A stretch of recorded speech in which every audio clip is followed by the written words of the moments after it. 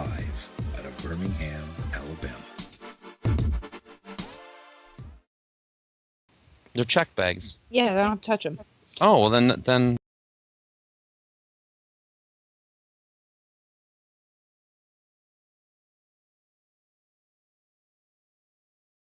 Back to the Paranormal Pride.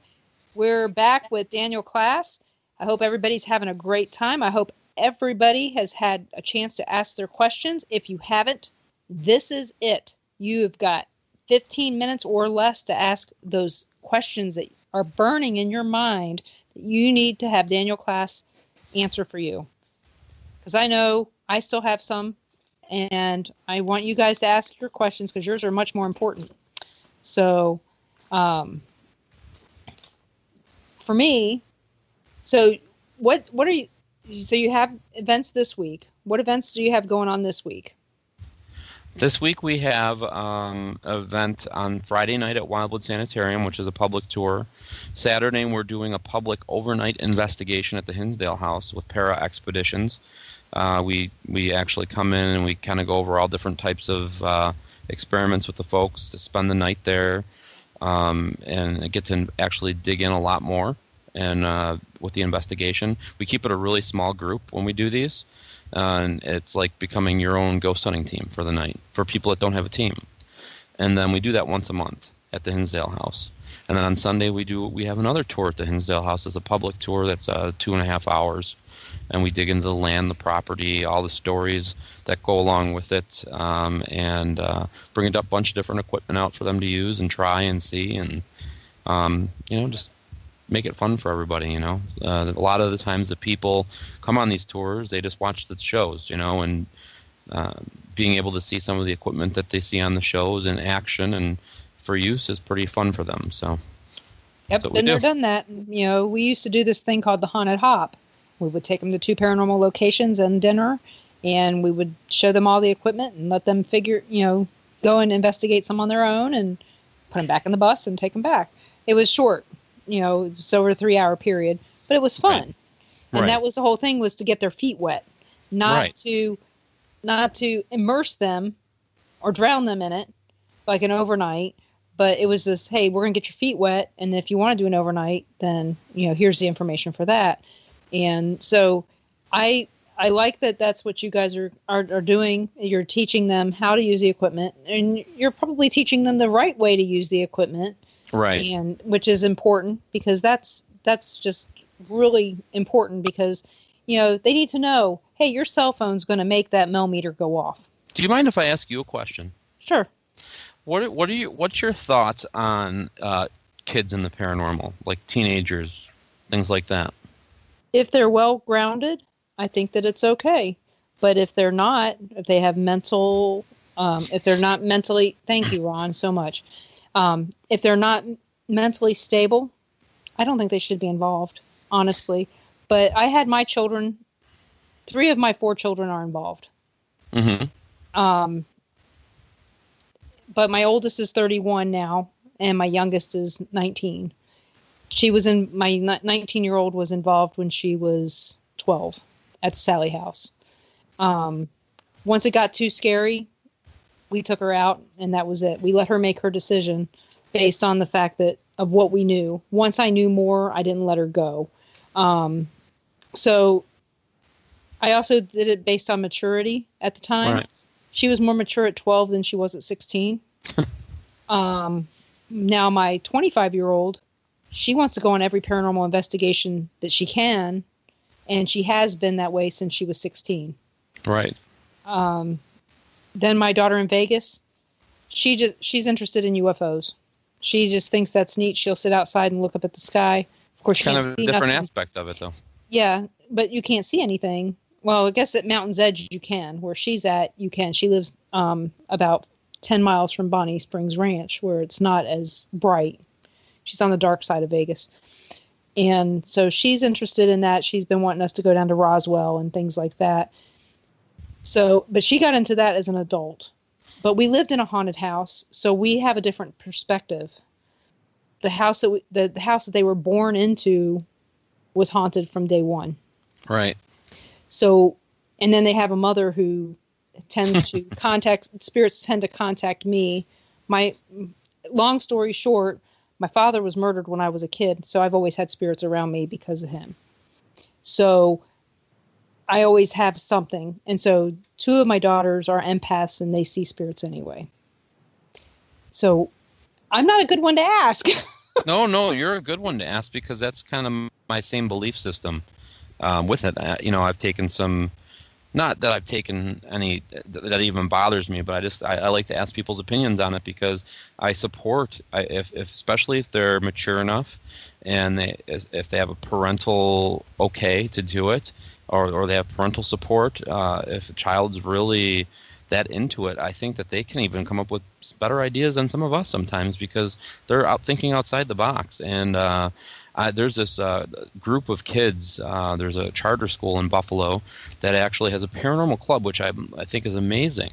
And it's a Catholic Christians, charter school, and all the parents have to agree to let their kids be in this club. When they go on a field trip, they have to agree to let their kids go to these haunted locations. And they've gone to the Statler with us, and they've gone to the Hinsdale House. And I've taken a little backlash for letting kids do this, but they're mature. They do a better investigation than some teams that I've seen. And I just it's something that I support. I think they're the next generation of they're going to hopefully bring it to the next level, or maybe invent something that isn't invented yet that's going to allow us to speak to the dead. I mean, it's who knows where they can take us. And I love that there's interest in it and that there's kids taking it seriously and not just joking around, breaking into cemeteries and making a joke of it.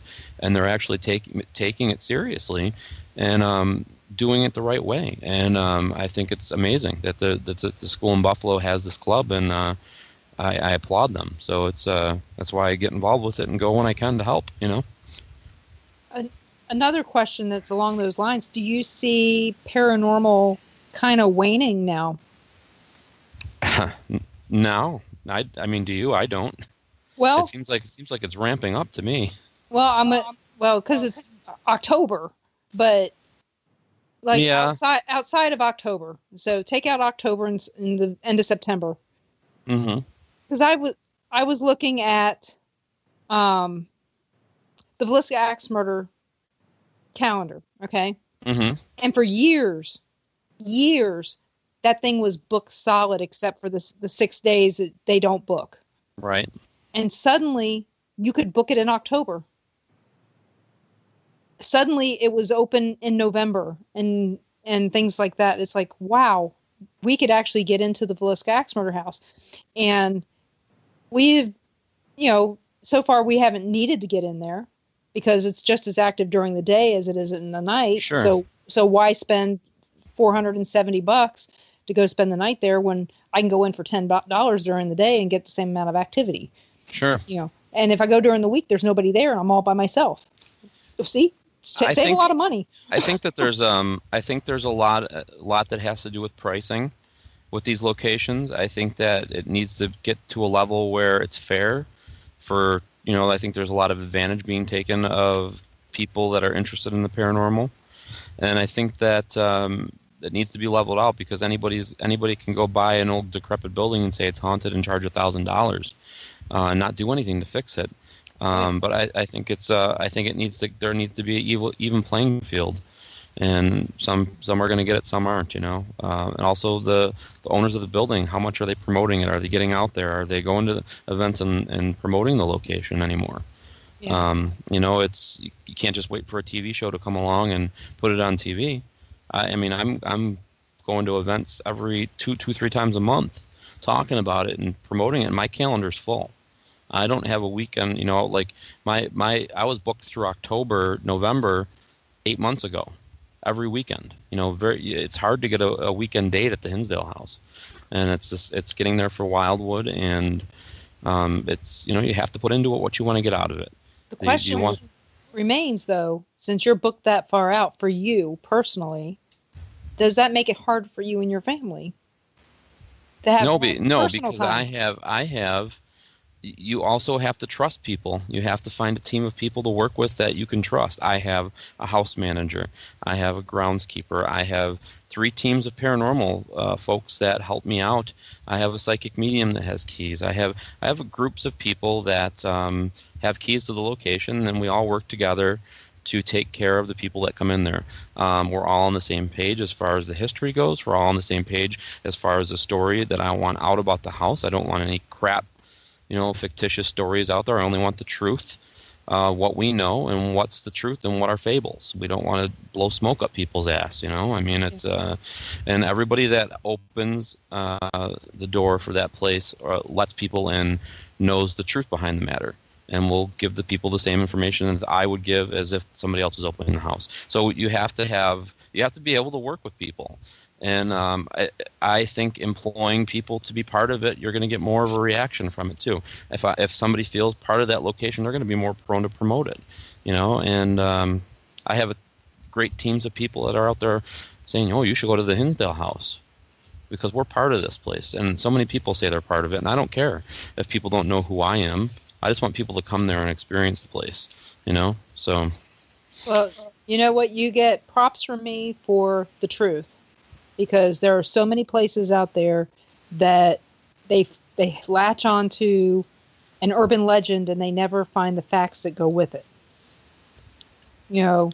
And one of those is if you watch anything about the Sally House, you will find 12 different stories on 12 different shows.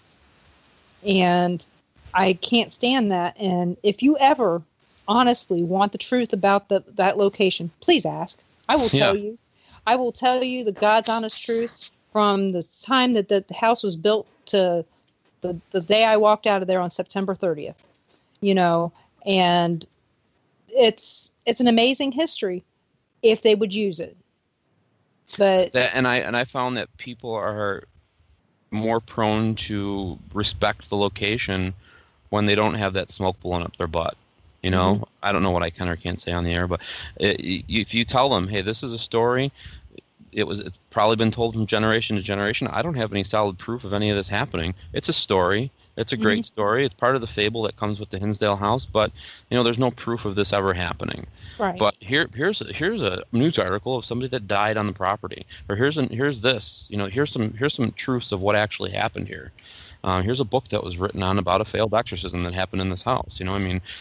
And there you go. These are the stories that we want told. We don't want all this fake crap that makes no sense. It just keeps adding to the. Everybody's on the same page. If somebody veers away from the story and I get word of it, I correct them. And I apologize. It is what it is. Nobody can be perfect. But we try our best to try to get out the right story every time, as much as we can. Well, you're the owner, and your story is the story that counts. You did the research, so like I said, that's where you get props for being 100% right on target. No, and other people have done research too, and that's the other thing. So there's been like Selena Summers from Live Sci-Fi came in and corrected my research. That's why I want teams, good, respectable people, good paranormal teams to come in there, because I could be wrong. And if you can prove me wrong, great. I'll say, Dan, you know what? I'm Dan Klaes. I was wrong. And you know what? You just corrected the history. You just opened up another 100 years of history for me. This is awesome. Thank you so much. And then I correct my story. I don't mind saying I'm wrong. Yeah, that's it. So and I'm glad to hear Live Sci-Fi did something right. Well, their researcher did. She's amazing. Well, I just know they tend to open up portals in places and not close them, and do some other things that they shouldn't do. And it's a long story, and I can talk about Tim all day long, and not always positive. So I'm not going to do that. But if people want to find you, how would they find you? Just DanielKlaes.com, DanielKlaes.com. You'll find links for Hinsdale House, Wildwood Sanitarium, all the events that I go to, tickets for events that I'm going to be at. Everything's all centrally located right on that page. Well, thank you so much for coming on tonight. Everybody tune in next week at the same time for June Lundgren, and make sure that you guys check out Ghost Adventures, the new one, the Norblad Hotel. That's the one with about the ghosts of the Pacific. So check that out and see what